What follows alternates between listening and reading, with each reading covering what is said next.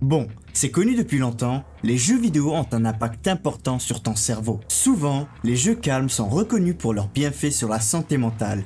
Ils sont beaux, doux et souvent remplis de musique relaxante. A l'inverse, les jeux violents sont diabolisés. On les accuse d'augmenter l'agressivité, de créer des désensibilisations à la violence ou encore d'encourager les comportements antisociaux. Mais voilà, un des jeux les plus violents, si ce n'est pas le plus violent, fait exception à cette règle. Son nom est Doom et croyez-moi, il a des effets inattendus sur vos cerveaux.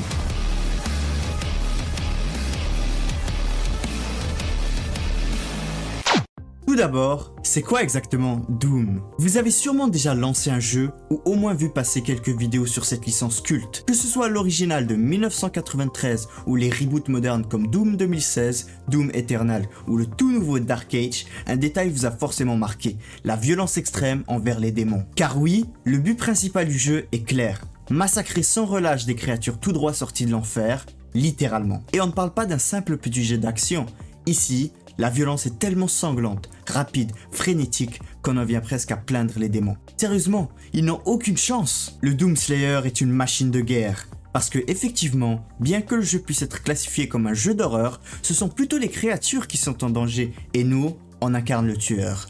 La force du jeu est surtout son gameplay addictif, et même le personnage principal nous fait habilement comprendre qu'on n'en a rien à faire de l'histoire. Nous devrions pouvoir trouver un terrain d'entente pour résoudre ce problème ensemble. Plusieurs armes sont mises à votre disposition, incluant des fusils à pompe, des lance-missiles et même une tronçonneuse.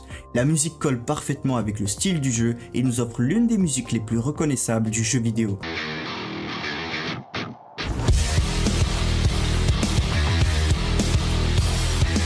Tous ces éléments combinés offrent une harmonie presque parfaite qui rend le carnage tout simplement satisfaisant. D'accord, Doom est un bon jeu, très bien, mais tous ceux qui ont joué à Doom ont noté une grande satisfaction et un sentiment de bien-être lorsqu'ils y jouent. Mais qu'est-ce qui se passe à l'intérieur de soi? Plus précisément dans notre tête, plus précisément à l'intérieur de notre crâne et plus précisément dans notre cerveau. Ok, j'avoue, ça fait beaucoup de précisément en une seule phrase, mais passons. Pour comprendre cette situation, imagine que tu viens de rentrer du taf ou d'une longue journée de cours. Tu es rincé, stressé, ton cerveau fume comme un moteur trop poussé. Certains te diront de lire un bon petit roman pour te détendre. Mais sérieusement, t'as déjà passé la journée à faire marcher ton intellect. C'est pas le moment de relancer l'usine. Non, là ce qu'il te faut, c'est un échappatoire, un exécutoire, un endroit où tu peux crier comme un fou sans jugement. Et l'un des meilleurs défouloirs jamais créés, c'est Doom. Car ce jeu, malgré sa brutalité, a quelque chose de profondément thérapeutique. Quand tu joues, ton cerveau lâche la pression. Les pensées anxieuses, les « et si », les doutes qui grattent dans l'ombre, tout ça est noyé sous un flot d'adrénaline. Tu es plongé dans l'instinct, totalement absorbé. Ton système nerveux, surchargé par la journée, est comme réinitialisé par le feu de l'action. Et pendant que tu fracasses des démons à la chaîne, ton cerveau libère dopamine, endorphine, une véritable pluie chimique de plaisir et de soulagement. Mais ce n'est pas juste une question de plaisir, c'est une question de contrôle. Dans Doom, tu es le maître. Tu ne subis pas, tu agis.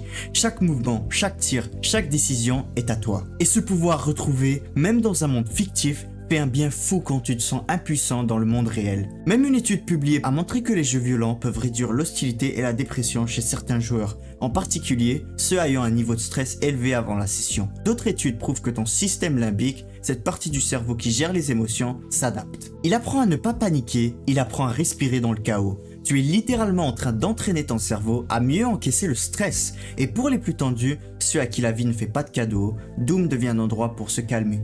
Un endroit sans jugement où tu peux tout relâcher. Personne ne te regarde, personne ne te juge, tu peux tout casser, hurler et ressortir plus calme, plus propre, presque vidé. Parce que ce qui se passe dans Doom reste dans Doom. Mais ce qu'il débloque à l'intérieur, ça tu l'emmènes avec toi. Cependant, ce serait mentir de dire que Doom n'a que des effets positifs, car comme toute chose dans la vie, il y a des effets positifs et négatifs. Si tu t'enfermes littéralement dans le jeu, tu t'isoles de la réalité. Tu pourrais souffrir de solitude et devenir moins sociable, mais ce cas n'arrive que si tu ne sors plus de chez toi. Et on va pas se mentir, ça arrive très rarement. Au final, ce que Doom essaye de nous rappeler est que ce jeu n'est pas que de la violence. Bien que cela fasse partie de son identité, Doom est plutôt une façon de dire à son cerveau: voilà, tu as travaillé, maintenant, lâche-toi. De ce fait, On évite de se faire du mal à soi-même et on ressort plus fort d'affrontement en affrontement. Car ce qu'on retiendra de Doom, ce ne sera pas ce que le Slayer a fait aux démons, mais ce que ce jeu a réussi à réparer en nous. J'espère que vous avez aimé la vidéo. Si c'est le cas, n'oubliez pas de vous abonner, de lâcher un like et dites-moi ce que vous en avez pensé en commentaire. On se revoit bientôt. À la prochaine.